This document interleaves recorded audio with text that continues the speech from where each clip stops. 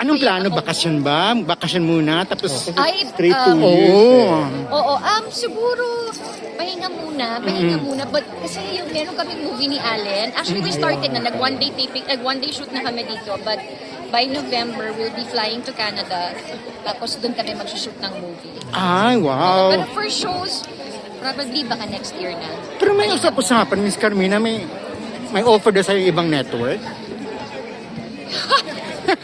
Ang bilis naman. Oo. Ewan ko ba? Ang bilis naman ng mga usap-usap. Pati raw mga bagets. Oh, ay, alam mo naman ako, di ba, hanggat wala pa, ayoko naman pero like I said, I just wanna take my time sa ngayon. Parang I just want to take, parang one day at a time. Parang ganun. So since I'm still taping, nagtitaping pa naman, dito muna ang concentration ko and then magpapahinga muna ako. I have to really let go of Lynette's character para makapag-move on ako sa iba. Ngayon, again, we'll see.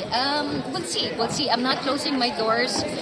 I'm forever Even grateful before to... naman, di ba, meron ka namang, kumbaga nakagawa ka na rin. Oh, yeah, Tumawid-tawid ka naman, di ba? Hindi ka naman talaga Oo, kasi parang ako, ang rule ko talaga, parang I've been in this business more than half of my life. Diyos ko, pakasabay naman tayo doon. Alam mo na yan, di Nahiya ba? ka naman doon. So, parang ang lesson, isa sa mga lessons na natutunan ko, never burn bridges. Yeah. Because malit lang ang mundo natin. Mukha lang siyang malaki, pero malit lang yung mundo natin. So, basta sa ngayon, dito lang ako, kalma lang ako dito. And then,